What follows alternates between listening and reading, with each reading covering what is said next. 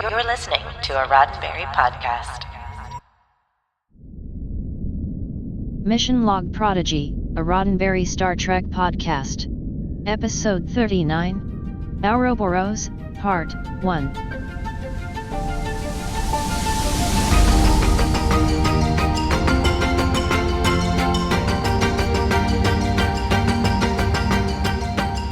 Welcome into another episode of Mission Log Prodigy, a Roddenberry Star Trek podcast. I'm Marina Kravchuk.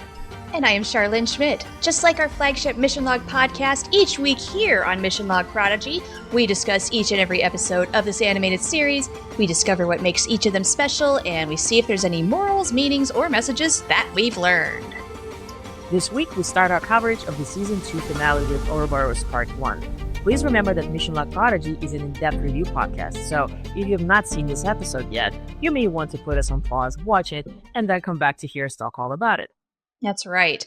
Mission Log Prodigy is produced for YouTube and as a regular podcast, so be sure to engage the like and the share buttons, subscribe to the Roddenberry Entertainment YouTube channel if you're watching us, and if you're listening to us, hey, a rating and a review would go a long way on whatever podcatcher of your choosing that you use.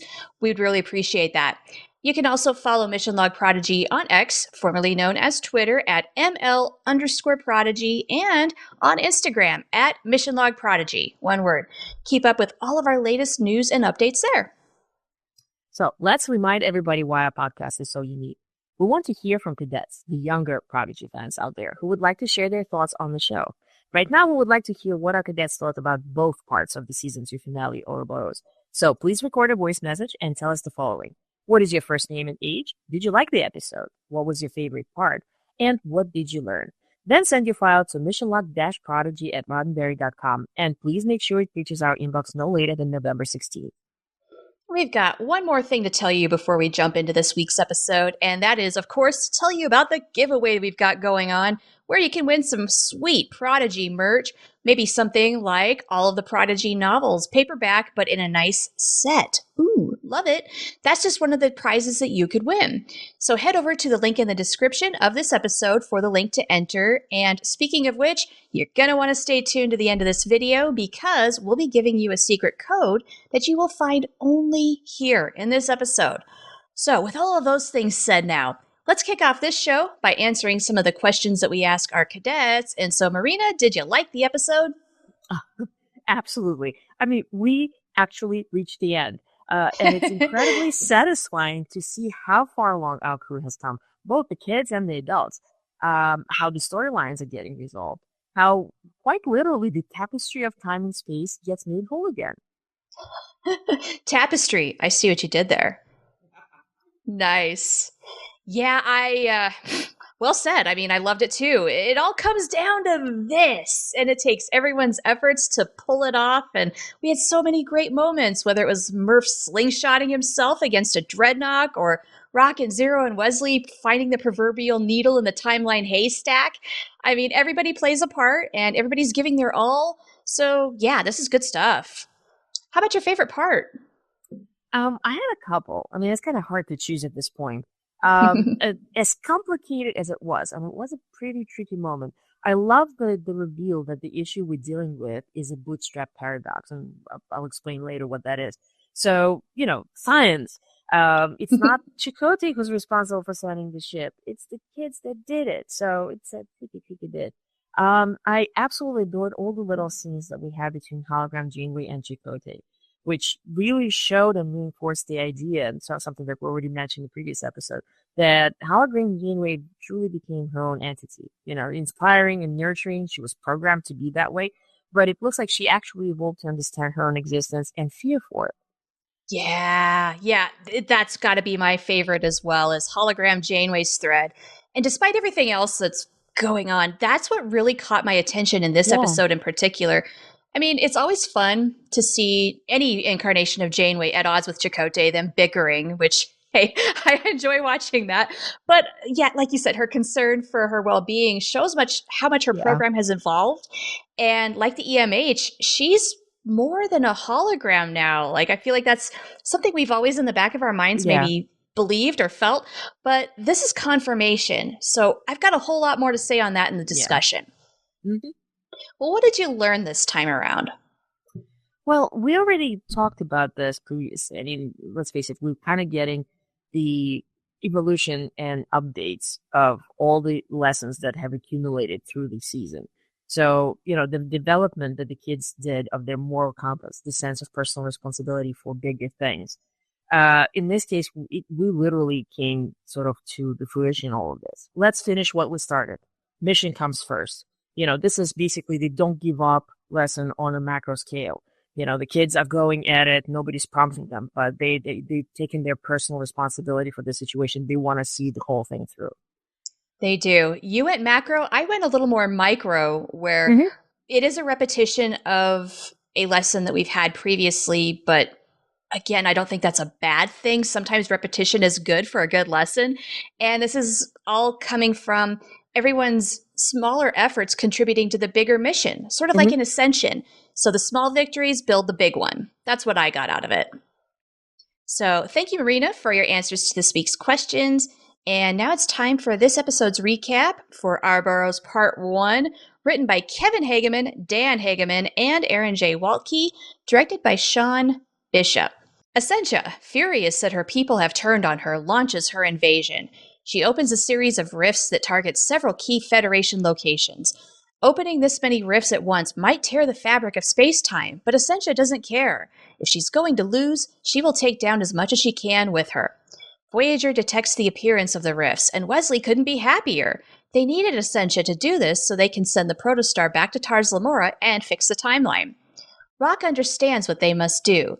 They can consolidate the energy from the rifts to create a wormhole, but with so many rifts comes so many variables. Finding the exact space-time coordinates might as well be like looking for a needle in a haystack, but it's this or the Loom feast on their timeline. So everybody gets to work. Chakotay and the Protostar crew beam aboard their ship, where they will make sure it is exactly as it was found on Tars Lamora. They will also help Wesley find their needle in a haystack. Gwyn and Dal, complete with old-style comm badge, will lead an away team to Ascensia's research tower, so they can manually enter the commands to create the wormhole. And meanwhile, Voyager will hold the line against Ascensia's attack. Even though this isn't our crew's first rodeo with time travel, they face a new challenge, which is traversing time and space. The slightest miscalculation could lead to failure, and it's enough to give even Wesley a headache. Yeah, dude, welcome to the club. They aren't even sure of the date when the Protostar crashed on Tars Lamora, which is just one of the many unexpected variables they're dealing with. Grrr. Voyager's offensive starts off well, and an invigorated Janeway could hold off Ascensia's invasion all day. But unfortunately, the ship's number of quantum torpedoes is a little more finite in supply. They don't have enough to tackle all of Ascensia's ships. On Solum, Dal and the away team begin the long and arduous climb to the transmitter at the top of Ascensia's research tower. Midway, they're intercepted by Vanikot enemy forces, but Iltheron covers for Dal and Gwyn as they resume the climb. Jankum, already tired, gets a lift from Murph. On the Protostar, Chakotay wants to know why hologram Janeway has been testy with him all day. She's worried about losing all of the memories and experiences she's gained. Her program is too big to make a copy, but Chakotay promises they will find a way. They always do. Back to Roktok, Zero, Majel, and Wesley. They've made a timeline of the important Protostar events that have led up to now, but they have not come closer to finding a correlation that will give them the coordinates they need. That is, until Zero spots a wormhole that has no connection to the Protostar at all, and Rock wonders if it wasn't Chakotay who sent the Protostar back to Tars Lamora, but all of them? What if the wormhole they made is the reason why all the others exist? It's Temporal Mechanics 101. As long as the big events happen as they should, the small things don't matter, Wesley says.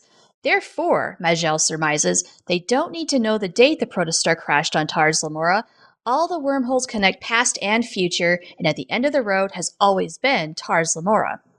To confirm this hypothesis, Wesley orders the computer to cross-reference all the wormholes with the Protostar's quantum signature with their current space-time coordinates. And lo, the resulting image shows a common thread.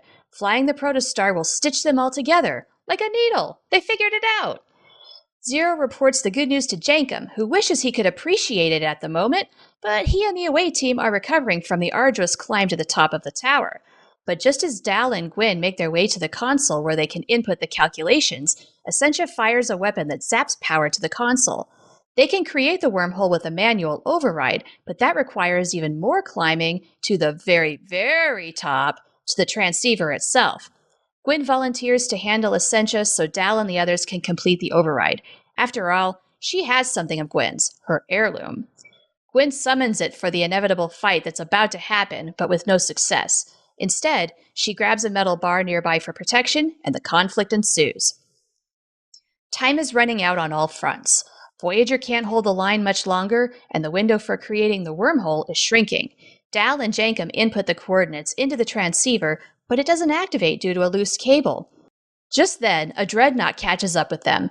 Murph takes on that challenge while Dal makes yet another climb so he can connect the transceiver's cable, intentionally forgetting about all the temporal energy around him that could scramble him in a second. The higher he climbs, the greater the wind, and the more fatigued he gets. Back to Ascensia, who doesn't understand why Gwyn won't just die already. Gwyn's answer, she won't give up on Solum or her people. But Ascensia has other plans.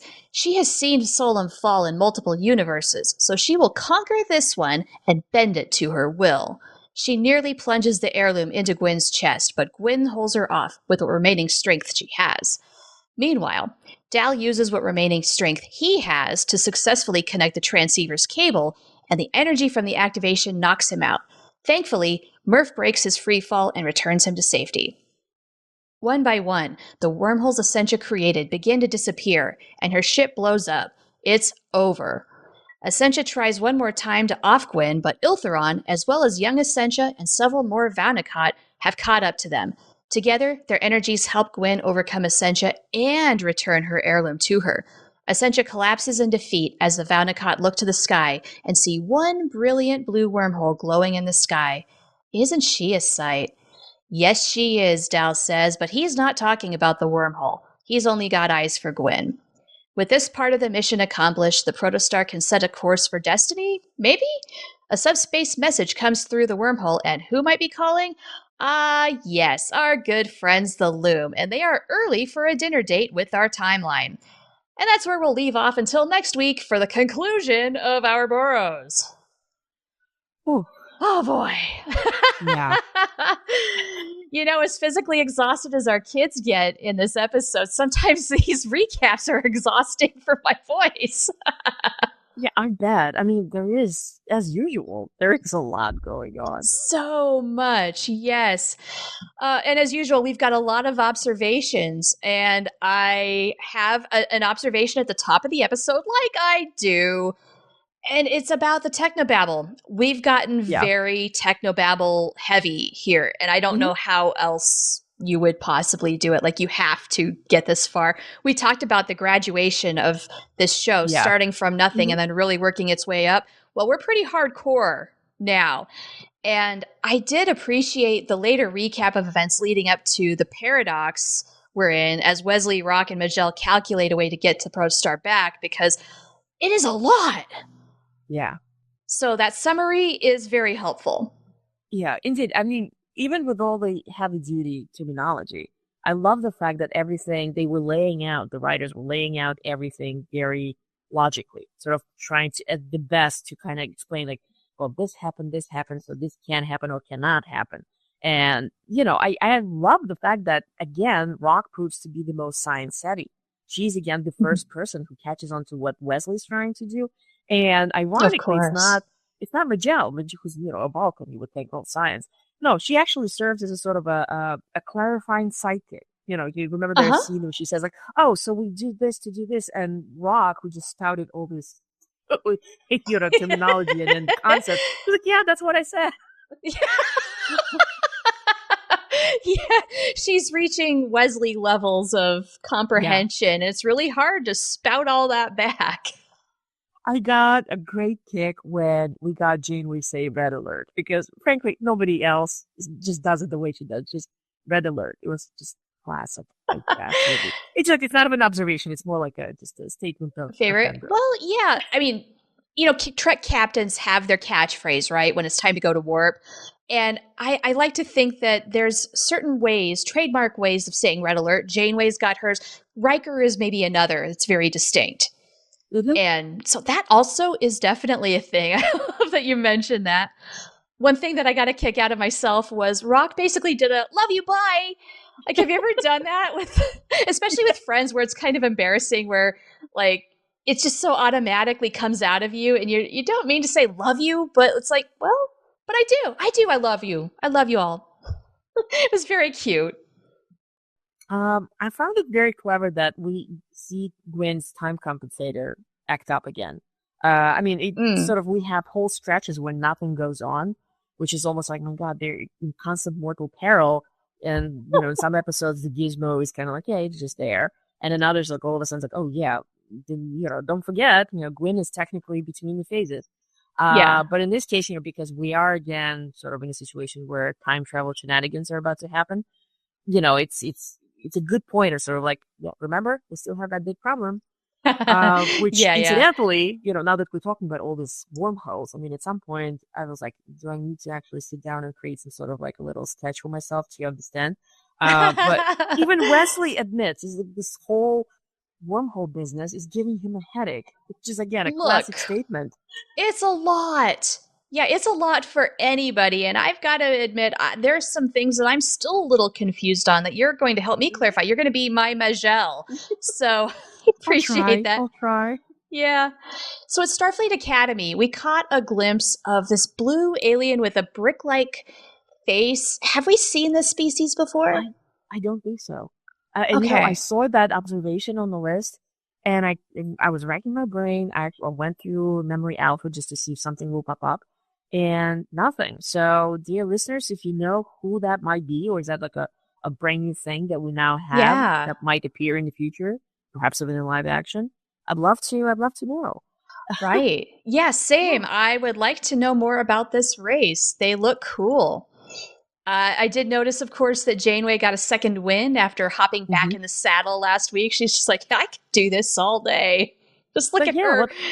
Got a groove back. It's kind of coming out of that previous episode where, like the kid's like, well, we can't stop now. So yeah, she gets her second sort of like, nobody's coming to help us. Voyager is the only last defense, and we are going to hold the line. So she's got Voyager, and she's not afraid to use it. So speaking of classic moments, that moment where Ascensia, realizes that Janeway has arrived and blowing up her shed, and she just goes, "Ugh, Janeway." And I kid you not, I had immediately a sort of a flashback to Matrix Zero, where Janeway shows up and knocks out one of the Borg with a bat'let. And the Borg Queen who's observing this scene goes, Janeway. I mean, she doesn't have the sound, but I think it's kind of implied. Pretty but close. She also goes like, Janeway. Janeway's a problem for certain people, the Borg Queen being one of them, Captain Braxton being another one. That's right. Yes, anytime the time cops have to fix something involving her, they are just groaning so hard. And as much as she hates time travel, she really does get involved with a lot of time travel shenanigans. Yeah. So, yeah. We have yet more unexpected variables. Love that came back as a thing. Yes. We got to make that a thing. Very much so. Only in this case, it's too many of them. And it's an excellent scene where it's like, before you could think like, oh yeah, those got thrown in and we need things better out of a bad situation. In this case, like we have a very clear outline, just what an impossible task it is to return Protostar to Tarsalmora, because we're talking both, as you already mentioned, time and space. And I love that Wesley says like there's something that we're not seeing, which kind of parallels the moment when he's sure that he has everything figured out and devour of all things, and he realizes that he's missing the seventh ingredient, Majel. So in this case, we're missing something.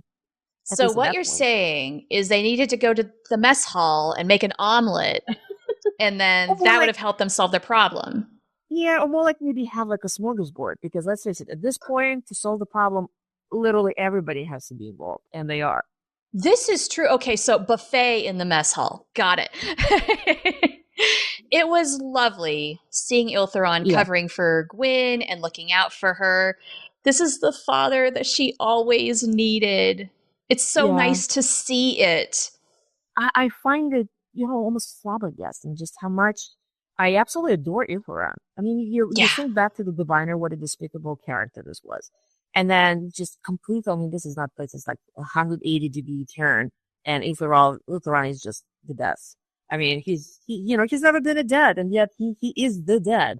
So, yeah, this Absolutely. was lovely. Yeah, very nice to see it. Very great payoff as far as that goes, from where we started to how Yeah, it's going. Really good. Hologram Janeway. We mentioned her at the top of the show. yeah. She has, I guess, leveled up like the EMH. Yeah? Yeah, very much so. I mean, that scene where she's criticizing Chicote, he's like, "Oh, you're using your old McKee tricks. That's not going to help you for long." And that's interesting. She sounds pretty rough. And then of course Yeah. you get to that point where they're literally bickering like an old married couple. And so Chicote's like, "You've been on me the whole day. What's going on?" And I thought the moment where it's like, I mean, she's not hiding her issues for too long. It's very touching, actually. It's Yeah. like, what happens to me? Like I'm a person, basically. Yeah. And of course, Chakotay is being Chakotay, which kind of harkens to pretty much everything that we have seen in Voyager. But we'll find a way. We always do. So in this case, at that point when I watched it the first time, remembering what happened in season one, yes, her program is far too big to be copied. What is the solution? So that's a question Yeah. mark for the next part. That's right. Stay tuned till part Yeah. 2. I did appreciate you calling them the old married couple. I mean, they had 10 years together. Right? So at this point, they've got a long term relationship of some sort. Yeah, I totally agree. And then of course we get to the point, going back to our Wonder Kids, where Rock realizes that the time paradox of where we've been involved for the whole season is actually a version of bootstrap paradox, which, to quote Wikipedia, that's when future events influence the past and cause themselves. So this is something that's very hard to wrap your brain around, but we have seen versions of this in other Star Trek. Namely, the best example is when we have the engineer that supposedly invents the transparent aluminum. He's provided with the invention by visitors from the future. So it's the same thing. The events from the future cause the past events. Let me rephrase it. The future events influence the past and cause themselves to occur. Um, I'm amazed that something this complicated has been included. I mean, it's complicated enough for any regular Star Trek production. In this case, we are trying to introduce a lot of science to the younger generation. This is pretty heavy duty stuff. I am honestly It amazed. I mean, is. I had to sit down and do a little bit of research to kind of understand what's going on. I'm so And glad you again, did. I'm wondering if I should just literally draw myself like, like little graph with Oh my arrows, who's gosh. going where. In a Um, way, I know you've been very busy and I understand why you didn't, but at the same time, I kind of wish you did, because then you could have shared it with Dr. Aaron and gotten feedback, and that would have been great. But bootstrap paradox, okay, is this a term we have heard before in Star Trek? I don't think it was used per se, but again, we see versions of it where it's something happening again, something that appears out of nowhere in the past, basically, such as the invention of the transparent aluminum, it just appears. Right. So it's wonderful, and again, it's Rock who realizes that that's what's going on, not even Wesley, who's sort of like, yes, of course, after she mentions it. Yeah. And it is a very clever thing. I do wonder if there were any inklings that that's what's going on when the first season was being written, or was that something that was just beautifully sort of like, light bulb, that we can work it through and make this a cycle. That's a question for the creators, and hopefully we'll get a chance to ask them. Absolutely. Yes. And so I was a little perplexed. I'm still wrapping my head around this big concept, because the small changes to time don't matter as long as the big ones still occur, according to Wesley. And I can run with that to a point, but how many times have we seen the little differences making a difference? So it seems like sometimes they do and sometimes they don't. Well, I think the key thing here, at least the way I read it, the key word in what Wesley was saying is the word still. So if the key events still occur, small changes would not carry as much weight and would not cause catastrophic holes in space-time. So, if you think about it, we saw the moment where supposedly Chakotay is sending the ship sometime into the past. Who knows? If he still managed to send it and it landed at Taras Lamora, then the fact that Dal dropped the phaser rifle wouldn't have mattered. But in this case, it did. It was a little event that changed everything. So it's kind of, this whole timey-wimey situation. It may be just temporal mechanics 101, supposedly just, an Maybe I should entry-level read understanding. it. Yeah, but I'd say to ensure that such eventuality actually occurs, I think it's best left to travelers, people who actually know what's going on. Honestly, this is their specialty. They should be handling this. Well, speaking of travelers, Wesley does seem to have some of his mental strength and vigor back, even if his traveler powers aren't necessarily. His energy's definitely up. It was disconcerting to see him very subdued in the last episode. Yes. But it's kind of unnerving still to see him almost back to his sort of mad scientist self. Getting excited at seeing Ascensia activate all this horrible weaponry in all its might. Yeah. I mean, you have to hand it to Wesley, and we talked about it already. He put himself through actual torture to ensure that weaponry gets invented and built, and is now basically treading a very thin line, risking all of Federation being annihilated just to correct the time paradox via using that weaponry. So this is very heavy-duty stuff happening. Big time. Well, here's a very light thing. We got a 47 reference. Yes. Just putting that out there. And I especially like the fact that we get a tiny little tie into things that already mentioned before. It's specifically 47 milli Cochranes. And the Cochrane's actually a unit of measure of the subspace distortion. So warp creation, that sort of thing. That is, of course, named after Zefram Cochrane, the creator of the warp engine. Yeah. So, this is fun. So many technical terms in this one. Wow. Oh, yeah. Yeah. Well, it occurred to me in this episode that Gwen and her heirloom, she's largely not had it for the majority of the season. I was reminded in this episode, oh yeah, she has this heirloom usually, but it made me wonder, were there occasions during the season where maybe that would have been useful? I wonder. Any thoughts? I was thinking about this, and two things that kind of crossed my mind. One, it never actually crossed my mind to think poor Gwen, in this situation, I wish she had her heirloom. Somehow it never did. And the second thing that popped into my head, that this kind of becomes almost a reference to one of the things that the meaningful things that happened in previously, where if you lose something of yourself, that does not mean that you still cannot do something. I mean, look at all these horrible situations that the crew found themselves in, and every single time if Gwen was involved, she handled it just fine without the heirloom. So even though she lost a part of what could be considered, every Yvonne card has an heirloom, she didn't have it, and yet, whichever situation she was in, she handled it without it. Yeah, very interesting stuff. With all of the very physical danger that our crew members are in, this episode did have me wondering if we were going to lose someone, because last season we lost hologram Janeway. It's not out of the realm of possibility. So, there were a couple of scary moments here. I agree. I mean, for a moment, I was kind of seriously worried about Murph. I mean, I'm glad they didn't drag this out, so Murph disappeared and is he alive? Is he there? No, it's no, it's Murph. Yay. But it is very true, considering that we kind of reached the ultimate point of, to say that this is a dangerous situation is kind of to say nothing. Understatement, yeah. Yeah, what's going to happen? Are we going to lose somebody? Well, I would imagine non-hologram Janeway, because there's got to be a solution. To lose her twice would be a bit much. Yeah, we can't do that again. Oh my gosh, that was such a gut punch in season 1. No. But you brought up Murph. Murph really came through on a couple of things for us in this episode. The slingshot in particular was a very cool move. That was cool. Yeah. That was fun.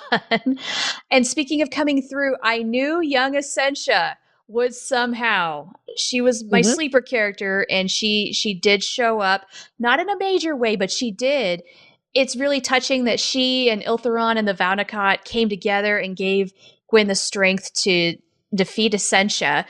Very cool. Very cool. It Nice is. show of And support. it's yet another twist on working as a team. And then, I mean, in this case, it's like it's an entire culture basically standing together. Yeah, for real. That's a major turning point. Ascensia is so defeated at that point. She can't resist them all. So, love that. I love the moment where Jankum says, "Ain't she a sight?" and is referring to the wormhole, which, hey, is very pretty. And Dal is just looking for Gwyn, making sure she's all right. And he's like, yeah, she's so pretty.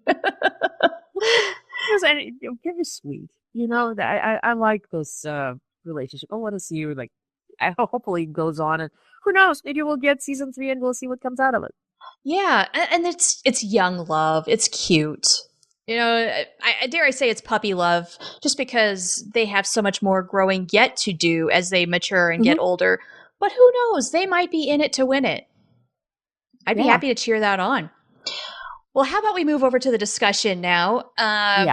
There are a couple of themes. Some of them are repetitive, others maybe not as much. So how about let's start off with one of the things that Gwyn said, quote, "Revenge only brings pointless suffering." And this is, of course, all about why Ascensia has to lose.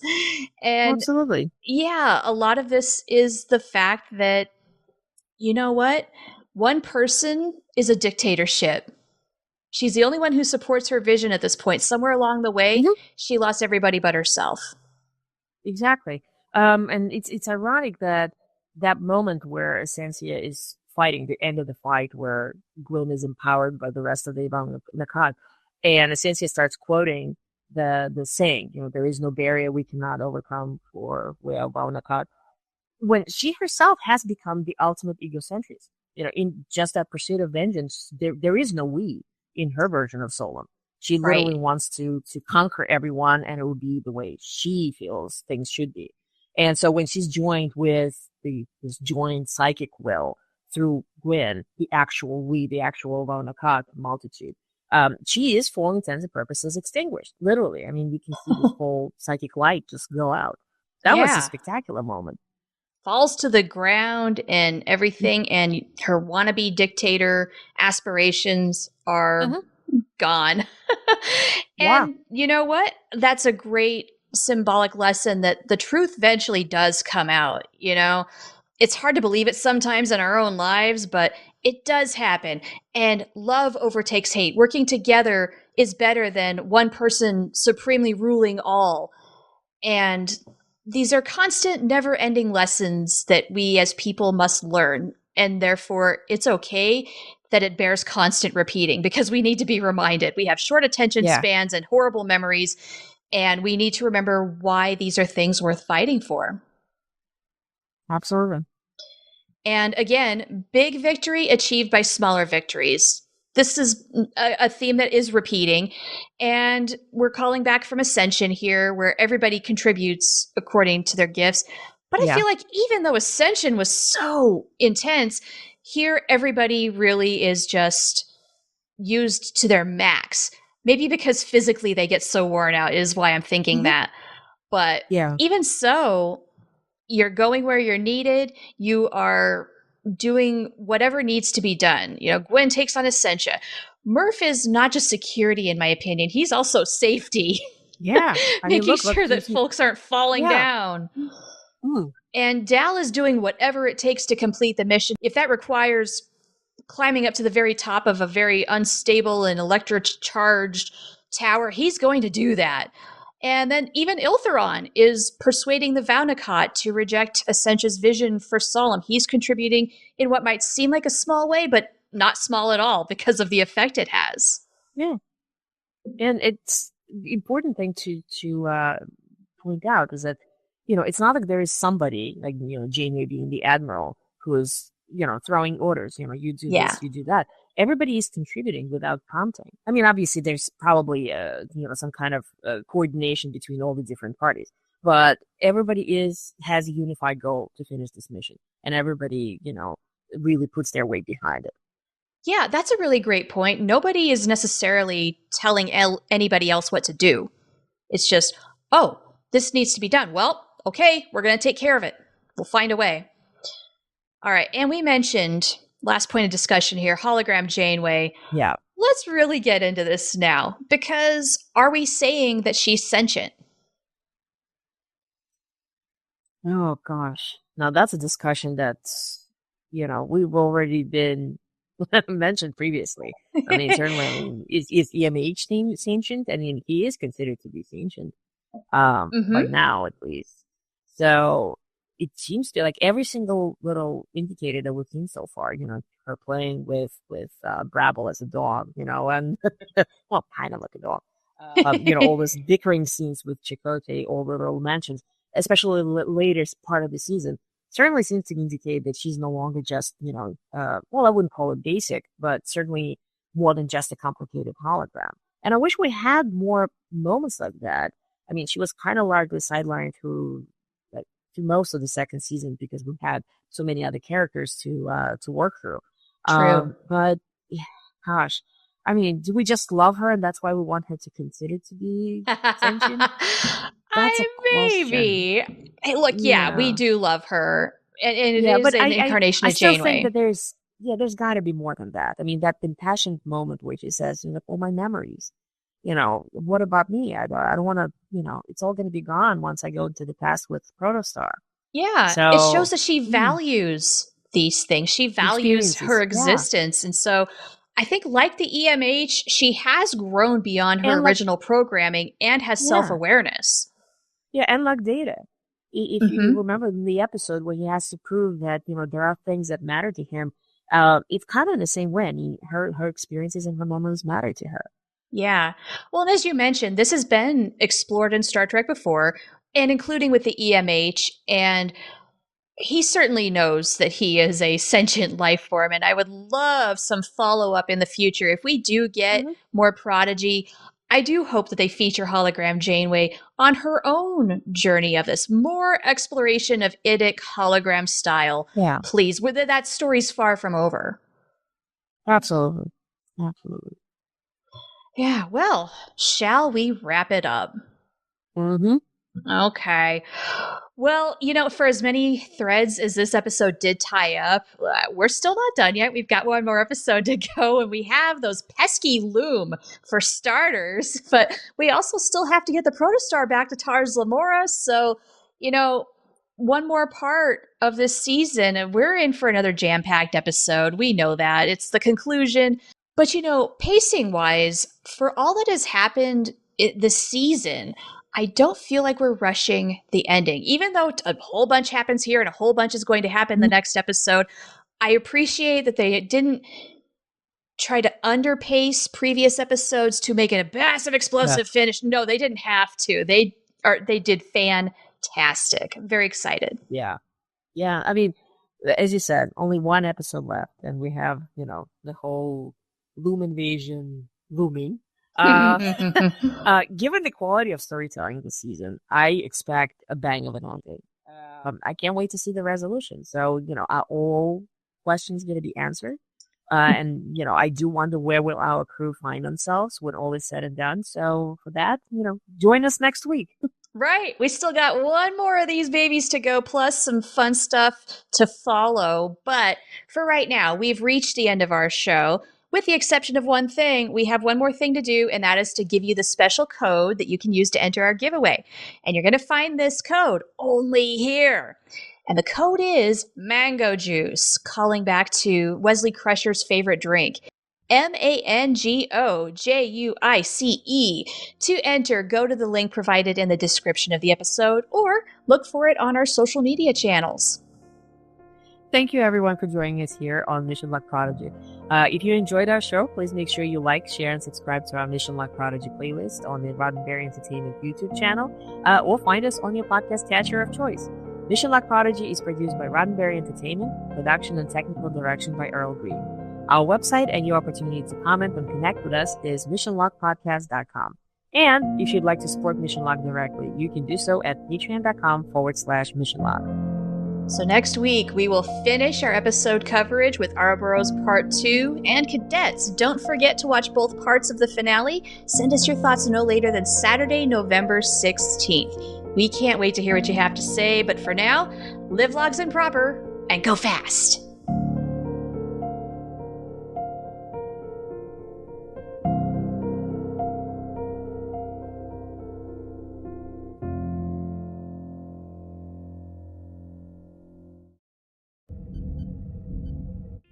This is a Roddenberry podcast.